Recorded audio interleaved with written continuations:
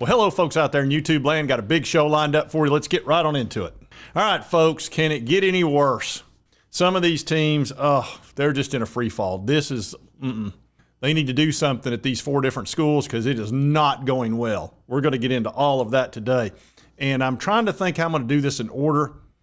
I think I'm going to save Florida for the end. As you know, they are my nemesis. They are my Newman. Hey. Hello, Newman. Hello, Jerry.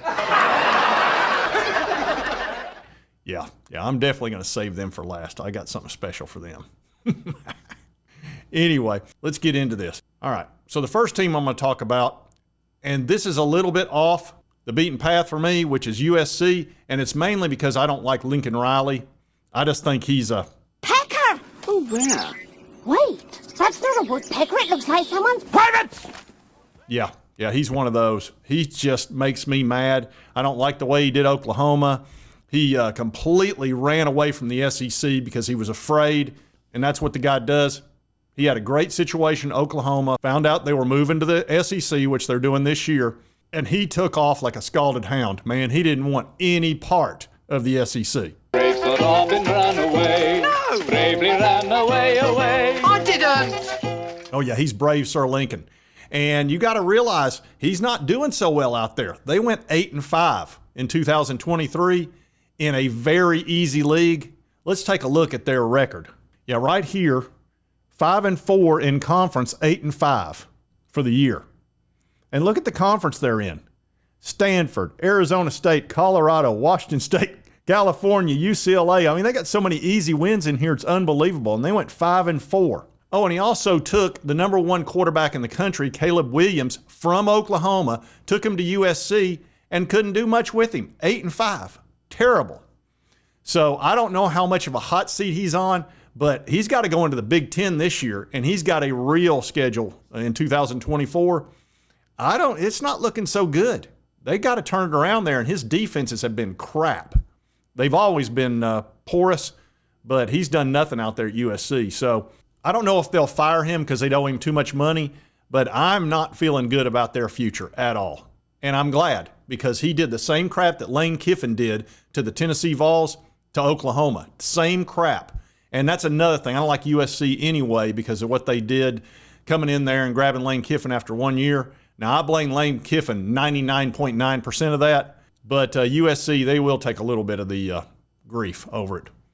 Now let's get into Sam Pittman at Arkansas. Oh, my gosh. They went 4-8 last year. Had they not beaten Florida, I guess that kind of saved his bacon. 4-8, still pathetic. He should have been fired, but they did bring in Bobby Petrino, who is the coach in waiting. He's the Trojan horse, and he's probably going to be their head coach in 2025. They're like number 28 in recruiting. They're not doing worth a crap. That sounds okay, but in the SEC, that's horrible. That's kind of bottom of the barrel. So I don't like Sam Pittman's chances. I don't like Arkansas's chances. Their schedules, it doesn't matter what their schedule is. They're in the SEC. They're going to get killed. And I think the players, they might even quit on him. I wouldn't be surprised if that happened. It's just not going well. And I think they're just going to have to pony up some dough and go get him a coach. But here's the thing. They already spent a bunch of money on John Calipari. So I think they're putting all their money into basketball, maybe because they figure it doesn't cost near as much to be really good in basketball. And they've had a history of that. So they may have kind of punted on football, no pun intended, and decided the heck with it. We'll just stick with Pittman for 1 more year, then we'll put Petrino in there. He had a lot of success at Arkansas, and we'll go from there.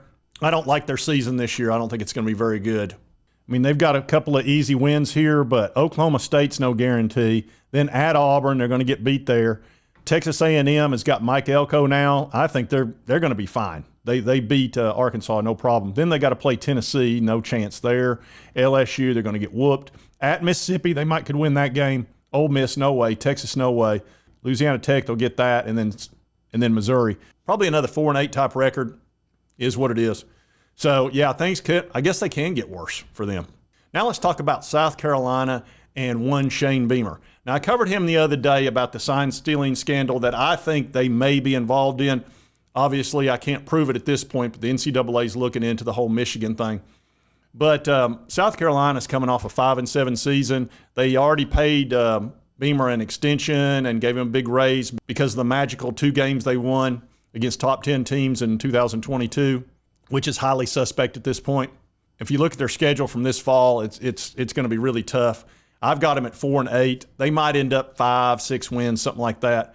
But their schedule's really tough. And Shane Beamer is just, I tell you, there's just something about him. I just don't see those players getting fired up to play for him. He's just a little bit too nerdy. There's something nerdy about him. I don't know. I can't really explain it. He's got a little bit of that Butch Jones feel to him. As far as recruiting, number 38 in the country, that's pathetic in the SEC. They just lost a big-time recruit, and everybody's got Shane in the top 5 as far as hot seats. There's even reports out there of the best replacements for him.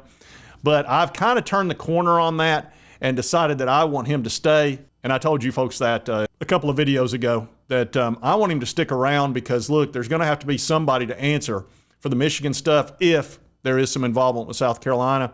So I'm kind of wanting him to hang around. And like I've said before, I really don't have any problem with South Carolina other than that game. And it cost us the playoffs in 2022 and a fantastic season. And some people claim that I might be a little bit bitter about that. Took that from me. Stole that from me. Killed that from me! Okay, yeah, I might be just a little bit bitter about it. You know, just a touch. But anyway, I think they just need to leave him alone, let him coach for 3 or 4 more years, and let's see how it plays out. You know, it'll save you some money in the long run. But, yeah, I think it can get worse. If the team quits on him, it can absolutely get worse. You could have 3 wins. If Vanderbilt beats you, oh, my gosh. Or an Akron, something like that. Surely you won't lose to Akron. I can't imagine that. But anyway, it's tough in South Carolina land. And like I said, their fans are actually decent enough folks. And they've got a good stadium. It's a big advantage. They need to just get lucky and find a great coach long term. They just do. You know, they can win at a high level if they have the right coach. When they had Spurrier there, they were winning 10 games a year until he ran his mouth and said he was going to retire. And then all the recruits decommitted from him. This is going to be a tough season for y'all. So anyway, yeah, it can get worse. All right, now I'm going to talk about some teams that are very happy with how things are going, extremely happy. And I'm going to put a team on the list that might surprise you a little bit. I think Alabama's very happy with Kalen DeBoer. I really do. And I've got the feeling they're going to be really good this year. Now, they may have a little bit of a tough time at first, but that guy's a really good offensive mind, and he's won everywhere he's been. He's never had this level of talent. Now, can he get Jalen Milroe moving in the right direction? We'll see. This first year might be a kind of a rough patch for him, but long term, he's going to be fine. That dadgum recruiting, they're like top 2 in recruiting. So the big pullback that I expected without having Nick Saban has not occurred. I mean, if you look at recruiting, yeah, Alabama's sitting at number 2 with 1 5-star, 15 4-stars, and it's about the same on 247. So I think they're pretty darn happy with DeBoer. With him recruiting like that, I don't understand. I was expecting a pullback for them, and that just has not happened. I'm highly annoyed. Obviously, the Georgia Bulldogs are happy with Kirby Smart. I can tell you for the Tennessee Vols, which is my team, we couldn't be more pleased with Josh Heupel. We're coming off a national title in baseball, which Tony Vitello, we're just waiting on word for his contract extension. And basketball's been doing good too, Elite 8 last year. So we're really happy. We've got a terrific athletic director, which is really one of the keys in Danny White. So I know we're really happy. I feel like Texas A&M with Mike Elko was a good move. They seem to be pretty pleased to be rid of Jimbo Fisher. You needed him gone. He finished himself with the Alabama game. You had a chance to beat them. He didn't take the bull by the horn, so to speak, and punted on 4th and 1 from Alabama's 48. Give me a break. He should be fired just for that. So I think there's some teams out there that are pretty darn happy. So I didn't want this to be all negative. There are teams that are pleased. And while we're at it, let's take a look at recruiting. Ohio State's number 1, Alabama 2, Georgia. Then Oregon's spending a lot of money. They've got that Nike money. Look at LSU, number 5. You're never going to see LSU out of the top 10. There's too many recruits in Louisiana. Notre Dame, they're up there because they have so many recruits that are committed. Their average isn't fantastic, but it's pretty darn good. Clemson's always going to be around. A&M, they're going to be around. They got plenty of money, even though they're having to spend so much on Jimbo. Oklahoma's top 10. That's solid. You can see Florida State's top 10. Then Miami. Miami's spending some money. Auburn's been doing a very good job. Texas, that's a little bit low for them. I'm kind of surprised. Look at Missouri, sitting there at number 14. Tennessee's at number 15. We need to finish in the top 10. We've only got 16 commits so far, so I think we'll pull that off. Kentucky, sitting at number 20. That's not bad for them. So anyway, just a brief look at recruiting. Now let's talk about the Florida Gators. This is one of the most intriguing teams of the year. They've got Graham Mertz at quarterback, who wound up being a pretty darn solid pickup for them out of the portal. I thought he was going to be a total bust, but he threw for over 70% and really was pretty darn steady. Didn't throw a lot of interceptions, ran a little bit. And they've got DJ Lagway now, who's a freshman in waiting, who's a 5-star, really good quarterback. But I can tell you, Billy's got to win now. The Florida Gators have had 3 losing seasons in a row, 2 of which belong to him.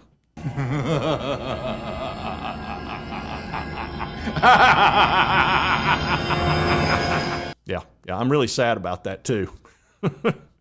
And I've had a change of heart on Florida as well. I don't want Billy Napier going anywhere. I did foresee him, and he may very well get fired this year early on, like 2/3 of the way through the season. And then, of course, they're going to run to Lane Kiffin, who would be the ideal fit personality-wise for Florida because he would be Steve Spurrier 2.0. But I want him to keep Billy Napier now. I've really been thinking about this, and I've been interacting with a lot of you folks in the comment section.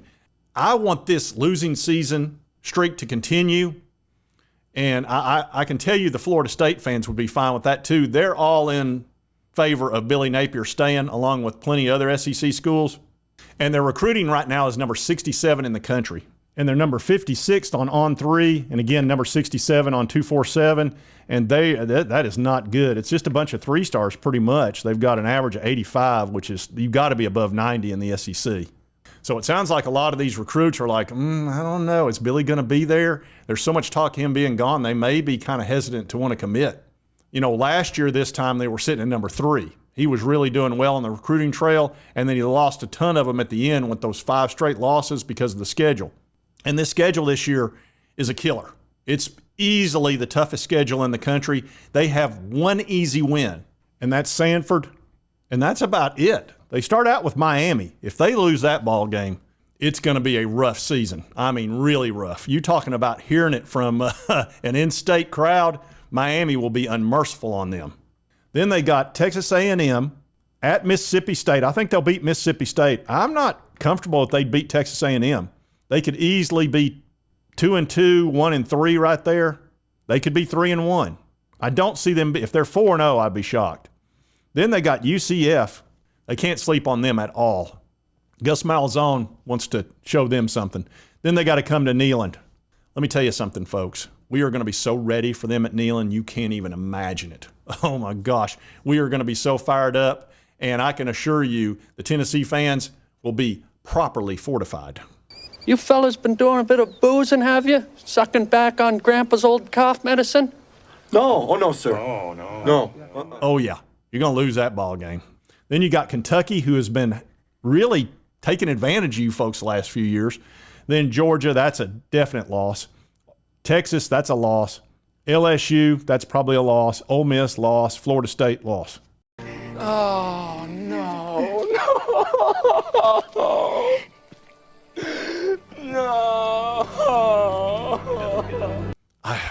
I don't know if I'm going to be able to keep Billy around or not. I want him to stay at least one more year. 6-6 might do it, and he could still have a losing season if he loses the bowl game, which he's good at. So 6-6, he'll need to be that to be able to keep his job. I think if he's 5-7, I think they'll let him go. They're going to owe him $25 million, by the way. So they're going to have to really fork over some money. They have money, but that's a lot. And as far as Florida is concerned, I've watched this team for many years. They have a tendency, if things aren't going right, they will tank. I mean, the players will quit on them, the whole thing. Now, if they're playing really well and winning a lot of ball games, they're really tough to beat. That's just been the history of the Florida Gators. They're either really, really good or they totally crash. I think they're going to crash this year. So we'll see. My change of heart might not matter. Billy may be gone either way, regardless. But hopefully they'll finish 6-6. Not beat my VOLS, of course. Can't have that crap. And he hangs on for another year. So anyway, I wanted to bring that a little bit of sunshine to some of these teams today. And if you like this content, be sure to hit that like button. Let's continue to cover all these big sports stories. If you've not subscribed, boom, boom, boom, hit that little button. It will not cost you a dime. I would appreciate it. And right over here is the most recent video that YouTube thinks you'll enjoy. And we'll see you next time on Sports Talk Jay.